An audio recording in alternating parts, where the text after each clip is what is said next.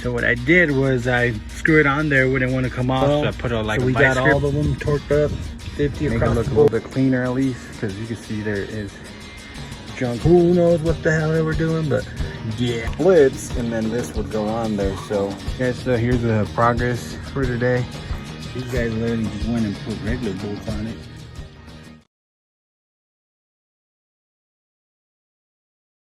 All right guys, so we're back with the EG hatch. So as you can see, we got half the stuff torn apart already. There's stuff everywhere, but we'll figure it out. Yeah, so for now what we're gonna end up doing is we're gonna use the white head, which I already went and got it all decked out, and it's pretty much ready to go. I did a valve job on it, new retainers, or clean them all up, I'm sorry, and put new valve guides in it. So here it is, all ready to go and stuff. So we're gonna go ahead and throw that puppy in. And yeah, so one thing, I'm trying to figure out how to do this D15, but I think we got to figure it out. So definitely guys go in here and always remove this little port, which is right here. So we're gonna go ahead and take that little guy out, so that comes out. You can see sleeves is still pretty good on this thing. It's got a whole lot of gunk over here though, but I think we can make it work. So other than that, it looks pretty decent. So we're gonna go ahead and remove that little guy, put the head on it, and then we're gonna wash this hole out, the whole motor out. As you can see, it's got junk everywhere, so we're gonna wash that out, and then we're gonna go ahead and continue prepping some stuff. And then here I'll show you a couple things that I got for it that we're gonna be doing to it. Yeah, we got it off. So what I did was I screwed it on there, wouldn't want to come off, so I put like a vice grip on it right here, and then just like tapped it out a little bit, and it came right off. So got that bad boy out. So now we would have the oil pressure we need, and so now we got to put the guides in it and go ahead and clean all this off real good, and we should be good to go, man.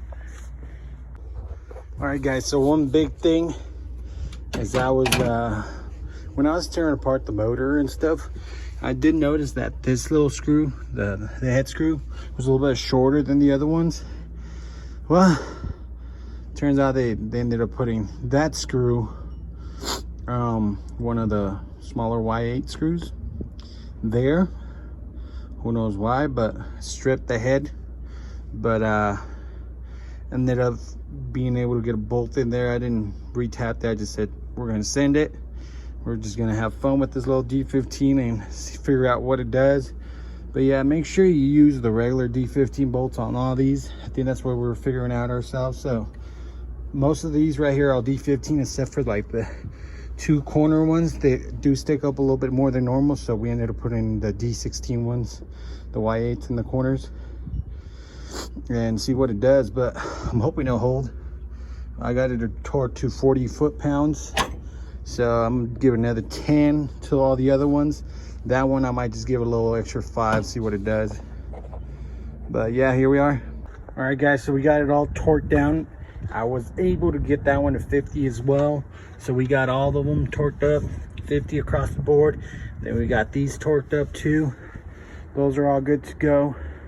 Next, what we're gonna do is gonna throw on the valve cover for now, and then we're gonna clean all this stuff up, make it look a little bit cleaner at least, because you can see there is junk everywhere. And then there's like metal stuff back here from where I don't know, who knows what the hell they were doing, but yeah, we're gonna get all that fixed up and go from there.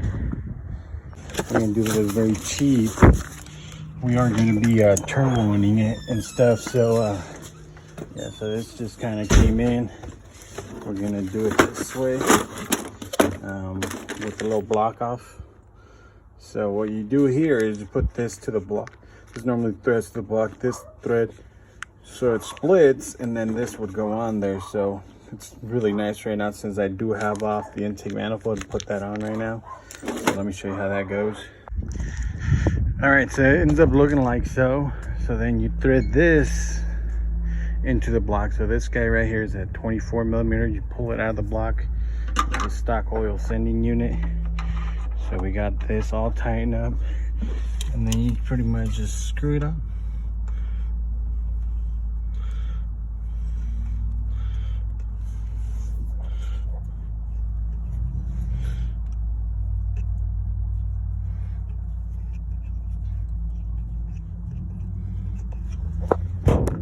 All right, so we got all that installed. So block, cross, sensor, little block off at the bottom, and then sending oil to the top. So we got that. So we should be good to go ahead and put the intake manifold on it now. So we did end up getting a Z6 one because going back and forth, got a good deal, I guess. I got a good deal on it, so we ended up going with the Z6 intake manifold. I do have a Y8, but yeah, we got the Z6, so we're gonna go ahead and put that on and clean it up. Already put the throttle body. I think I gotta clean up on the intake side. Remove that gasket. I do have a new one on it coming in. So, but yeah, this is next. Nice thing about this being off, it makes it way easier on the intake manifold side. I mean, to put that feed line, having this off, so makes it a little bit easier. But yeah, let's go ahead and throw this puppy on, get this off, and we should be good. Guys, so here's the progress for today. So we got the intake manifold mounted up, we got the fuel system done, all the injectors are in this place. This wire was ripped, so good thing I had another plug laying around. And then we're just gonna have to fix this guy and get a Dizzy OBD1, and we should be good to fire it up after that. But for now, I think that's all we're gonna work. So 2 more bolts here for the head, for the valve cover, I mean. So get those situated. So at least we got this ran. So that's a good thing. And then we'll slap on the turd ski on it and hope for the best. Hopefully she fires right up. Okay, so here we are with it now. Now I did almost get it to crank over, but with starting fluid, so we're going through it, and we ain't getting no fuel. So I took that off just to make sure, and there's no fuel in it. So I do get it to crank over and start with the starting fluid, but there's no fuel in it. So spark should be good. So I'm going through checking the line. I'm gonna blow it out just in case there's something in it, but I'm gonna pull out the rear seat. So I got these seats out, and I don't know what the hell are these were for, but these guys literally just went and put regular bolts on it.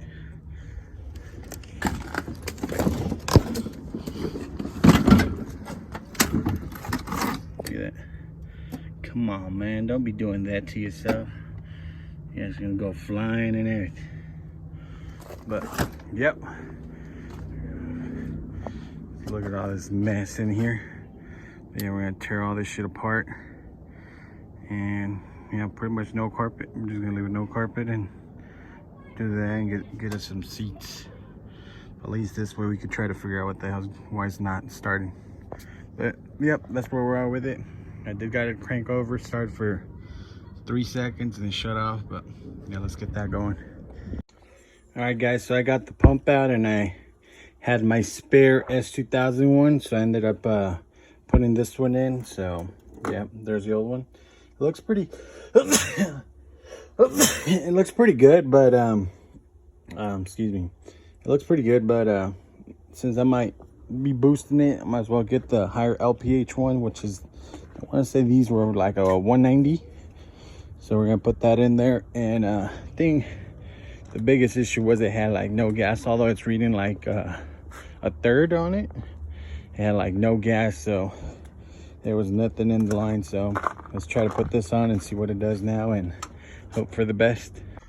All right, guys, moment of truth. You hear the pump.